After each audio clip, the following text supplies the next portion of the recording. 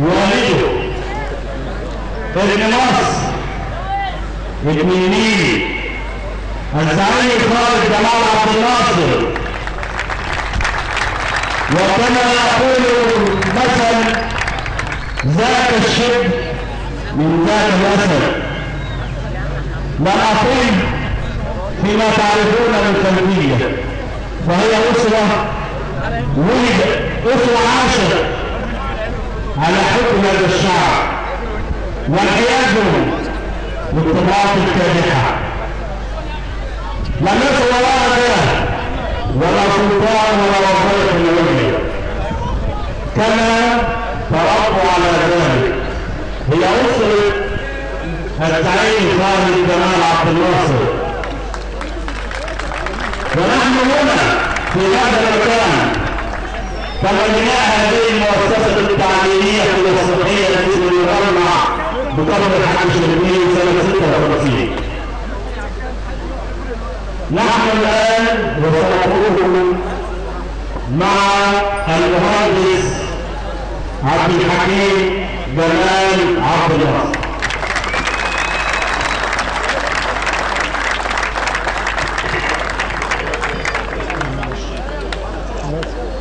يا باشمهندس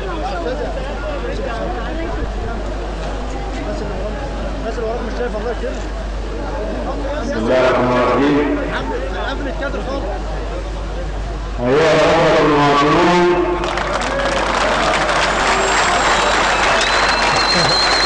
نفس كلمة أبوه.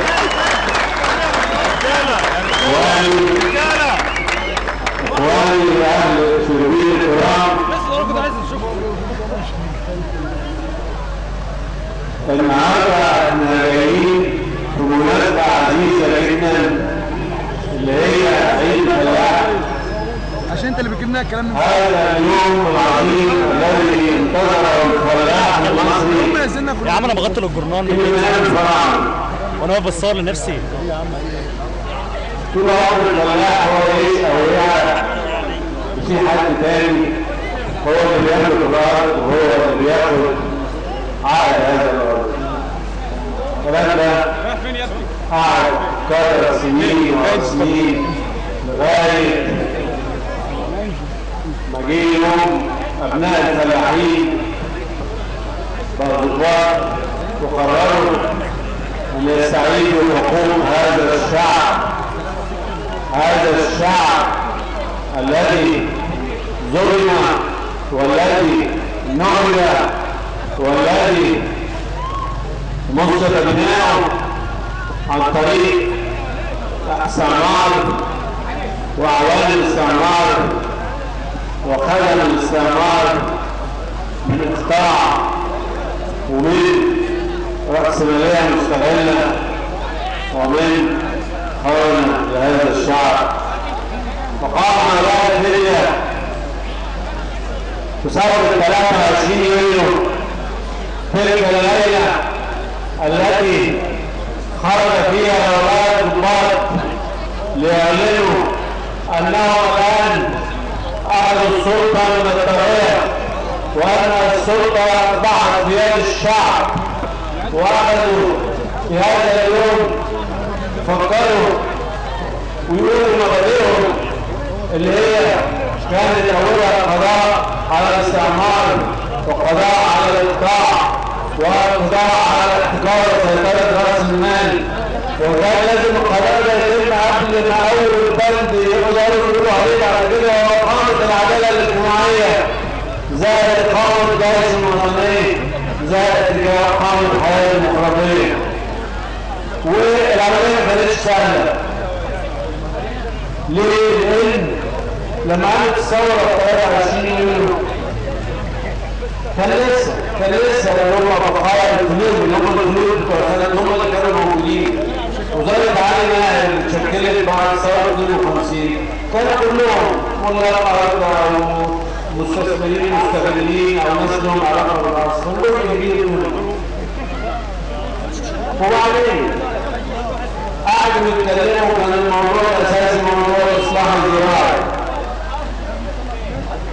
ووجد الثوار ان هم هذا المشروع وهذا القانون لا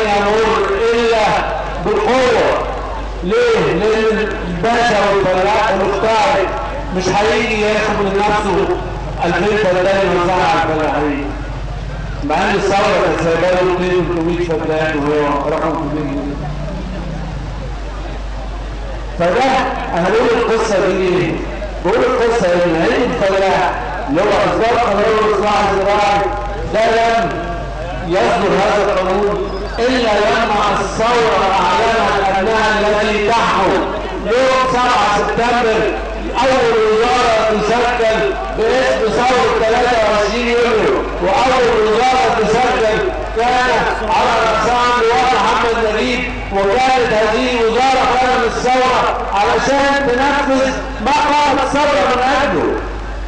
الثوره يعني ايه؟ الثوره يعني في مجتمع وصل لمرحله من الظلم الاجتماعي ومن الامتناع بحكم الاستعمار ومن القضاء على ما فيش لا سياده وطنيه. خلاص الشعب وصل لمرحله الناس مش قادره فبتصور. الثوره يعني تغيير، يعني اي ثوره تقوم وبعد كده ما يحصلش تغيير تتقال مبادئ. يعني ايه ثوره 23 يوليو؟ لما طلعت من 23 يوليو قالت مبادئ، بس هي ما بقتش ثوره الا يوم 9 سبتمبر يوم صدور قانون الاصلاح الزراعي، ويوم الفلاح تملك الارض لاول مره واصبح سيد هذه الارض، ما اصبحش بيشتغل لصالح الاقطاع ولا لصالح انه يزرع قطن علشان يتقلب منسوجات في مصانع انجلترا ويجي لنا، لا، اصبح هو المالك الحقيقي لهذه الارض.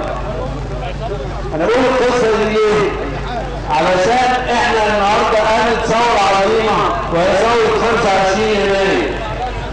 احنا كلنا قاعدين بنشوف وبنفكر الثوره دي اهدافها اتحققت، اهدافها عظيمه جدا، هي نفس الاهداف اللي قام من نقلها ثوره 23 يوليو. ليه؟ لان قبل 25 يناير كنا وصلنا لنفس المنظر ونفس الحاله اللي كانت موجوده قبل 23 يوليو. وصلنا عندنا اغنى طبقه النصف بالمئة كانت من اغنى الطبقات في العالم وافقر شعب. اصبحت عندك النهارده اللي قالوا فلان واللي قالوا علان، ده اللي بينام وظيفه وده اللي بيشتغل وده اللي بينام وكان في الجامعه، واصبح المواطن المجتهد البسيط ما لهوش مكان. رجعنا تاني لمجتمع الرشوه والمحسوبيه والفساد، رجعنا للمجتمع بعد ما كانت ارادتنا في ايدنا وكان قرارنا في ايدنا، رجعنا بناخد اوامر من امريكا ومن البلد امريكا من البلد الابيض، ووصلنا بينا المهانه ان بقى الرئيس بتاعنا كنز استراتيجي لعدو الصهيوني. فده كان اول ثوره 25 يناير، ما دي نفس القوانين اللي كانت موجوده قبل 23 يوليو. والثوره قامت باهداف عظيمه، عيش، حريه، والعداله الاجتماعيه، والكرامه الانسانيه. الكرامه الانسانيه يعني سياده القرار الوطني، يعني استقلال وطني. النهارده بنقول هل الاهداف دي اتحققت؟ هل في دليلها للتحقيق؟ طبعا النهارده احنا كلنا شايفين ان الاوضاع كتيره ولا مش عارف ليه؟ عشان هل الثوره حكمت؟ ثوره 23 يوليو كان عملوا الموضوع بالعكس، خدوا السلطه وعملوا فيها ثوره. ثوره 25 يناير عملوا ثوره، لكن انا هم اللي عملوا بعد كده. هل بعد ثوره 25 يناير هل فعلا حصل التغيير الذي يتناسب مع تلك الثوره العظيمه اللي حصلت في 25 يناير؟ هل دم الشهداء والمصابين اللي أريق هذا الدم الطاهر الشريف اللي احنا لغايه النهارده قاعدين بنقول دم الشهداء ودم الشهداء ودم المصابين، هل فعلا حدث التغيير الذي يتناسب مع ذلك الدم الطاهر؟ هل النهارده فعلا جه شايفين ناس منحازه لغالبيه الشعب؟ ده النهارده اللي احنا جايين لكم عشانه. النهارده يا جماعه لازم الثورة تحكم. ثورة هتحكم ازاي؟ هتحكم بصندوق الانتخاب. النهارده الدنيا اتغيرت خلاص، يعني اللي يطلع ضباط احرار زي بتوع 23 يوليو وياخدوا السلطه، هذا الموضوع النهارده اختلف.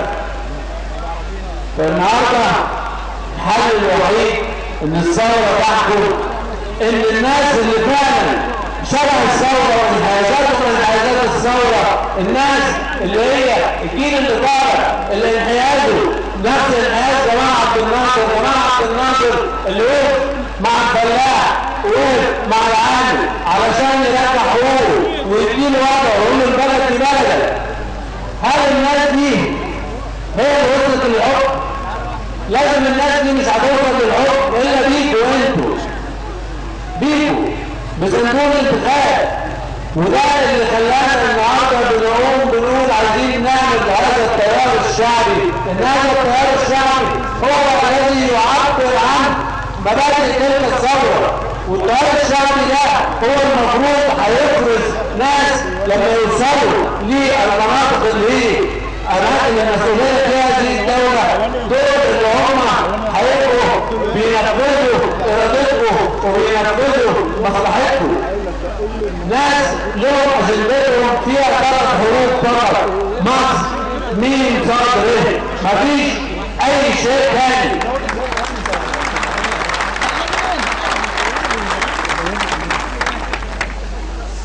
اخواني، اي نظام حكم مصمم يفقر المصريين ويفقروا منطق، ده نظام بعيد تمام البعد عن الديمقراطيه. لان لا توجد ديمقراطيه بدون عداله اجتماعيه. العداله الاجتماعيه ان الواحد النهارده يحس ان فعلا ثروه بلده وله نصيب منها، ان الواحد فعلا يحس ان التعليم ده حق بياخده، ان العلاج حق، ان هو لما يتخرج شغل حق. كل الامور دي، السكن حق، كل الامور دي ما هي لو مش موجوده، لو الواحد ما عندوش هذه الحقوق فعلا مش موجوده عنده، هيفكر ازاي؟ يعني هيبقى يقدر النهارده يبقى حريه صندوق، يعني يبقى صندوق الاقتراع ده بدون هذه الحريات عمره ما يبقى حر. هيفضل عندنا اليات ديمقراطيه زي اللي موجوده في كل الدول والحاجات اللي بنشوفها في اوروبا وامريكا وكل مكان، كله صندوق انتخاب وناس بتروح. ساعات فعلا الصوت اللي رايح حط في الصندوق ده بيعبر عن صاحبه بدون عداله اجتماعيه حقيقيه. لن يعبر الصوت اللي بيتحط في الصندوق ده عن صاحب هذا الصوت ابدا.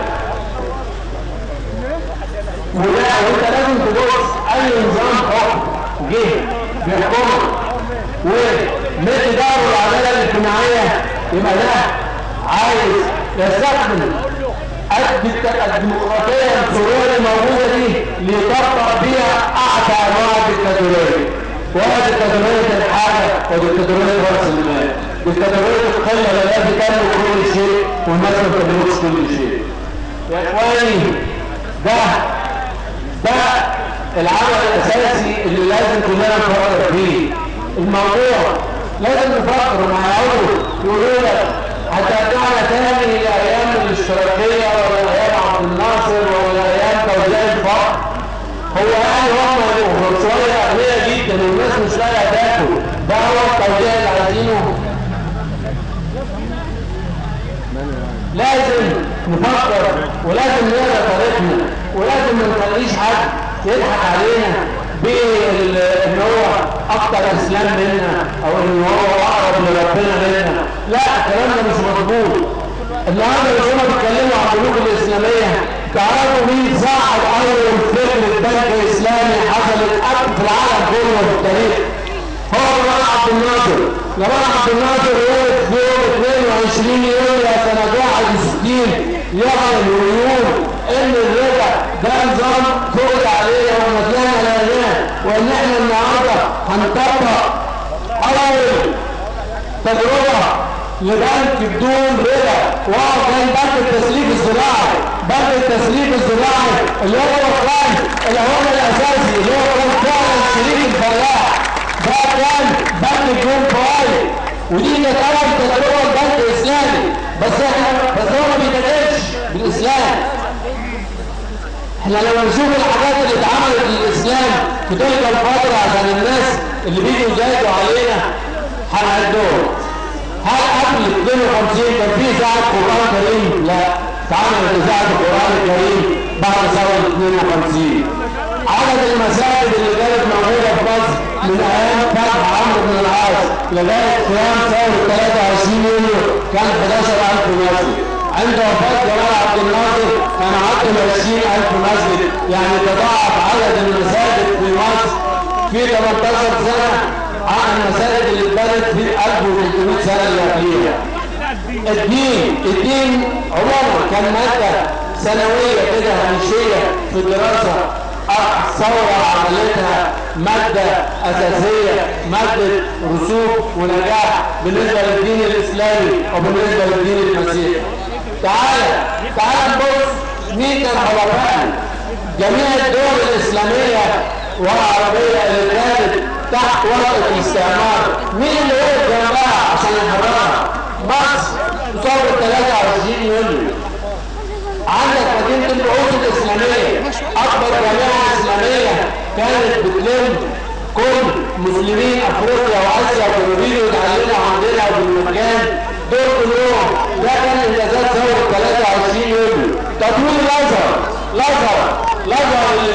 اللي أصبح بيطلع الطبيب وبيطلع المهندس وبيطلع اللي خلى شيخ جليل زي الشيخ الشعراوي يوم ويروح يزور قبر جمال عبد الناصر مخصوص ويرجع الفرع عليه. لما عملوا للازهر وحولوا الى جامعه علميه بيطلع منها المهندس وبيطلع منها الطبيب. اخواني، اكبر موسوعه اسلاميه اتعملت ايام الستينات.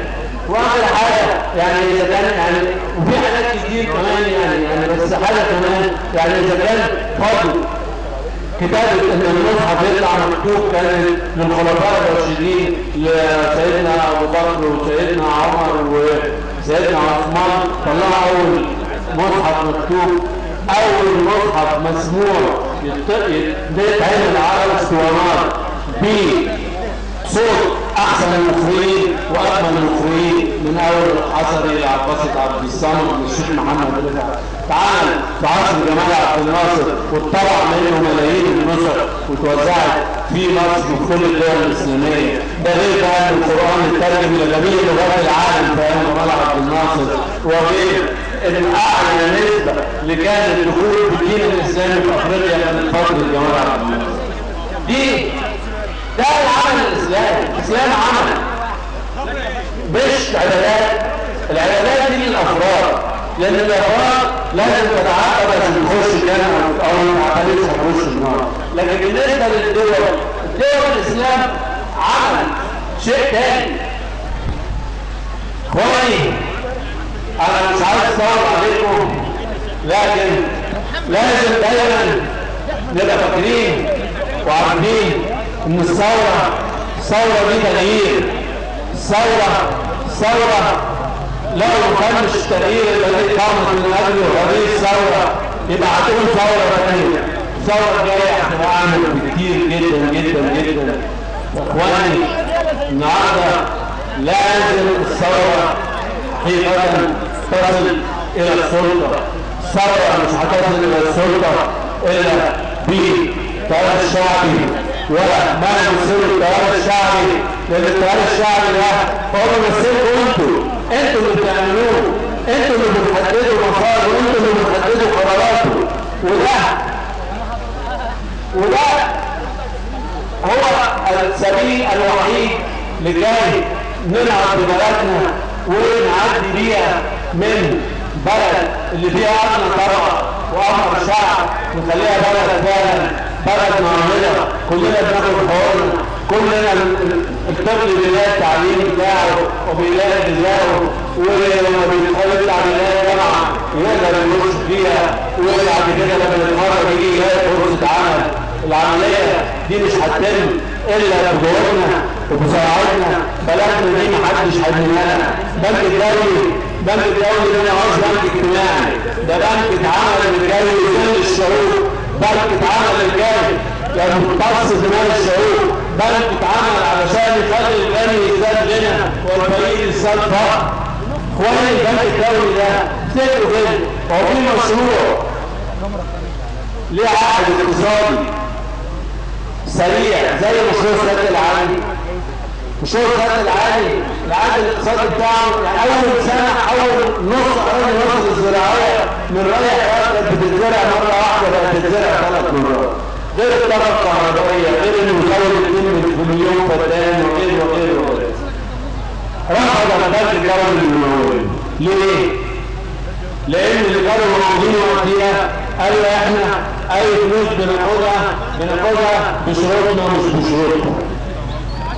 وكان هذا هو الفيصل اللي على اساسه البنك الدولي رفض تمويل مصر لكي تقوم ببناء السد العالي. ده البنك الدولي. مصر بعد كده لما فعلا ما بناش لاولادها وبسواعدها واعتمدت على نفسها واعتمدت على الناس اللي زيها اللي هم بتوع عدم الانحياز والدوله العربيه واخواننا في افريقيا واسيا وامريكا اللاتينيه، قدرنا نبني بلد وقدرنا نبني نهضه وقدرنا نوصل لبلد كانت متوازنه، يعني كانت كل شيء فيها متوازن، كان الخليج والخليجه المائيه اللي بياخدوها متوازنه مع اسعار يقدروا يفتحوا بيها بيت مستور، بيت يعيشوا فيه بشرف يعيشوا فيه بكرامه. ده لن يتم لا بقروض امريكيه ولا بدول ولا باموال بتروليه، ده لن يتم الا بسرعتنا الا بارادتنا الا ان يبقى فعلا الناس اللي موجوده تبقى اجندتهم الوحيده هي مصر، اجنده ما فيش فيها الا فلاحين مصر وعمال مصر وحرفيين مصر، شعب مصر بجميع تعاونه بجميع تنوعهم المثقفين لرأسمالية وطنية. ده اللي هيبني بلدنا وده اللي هيقدر يخلينا فعلا نحس انها متساويه، غيرت فعلا المجتمع اللي احنا كنا مش طايقينه، المجتمع اللي احنا كان بينص دمنا، المجتمع اللي كان ضايق كرامتنا، المجتمع اللي كان قاعد فاتح ذراعه لاعدائنا وقاعد بينص دم شعبنا. اخواني النهارده اقول لكم كل سنه وانتم طيبين. 60 سنه على عيد الفلاح، 60 سنه على اول مره الفلاح يمتلك ارضه اللي كان هو اللي بيموت من اجلها وكان غيره هو اللي بياخد خيرها.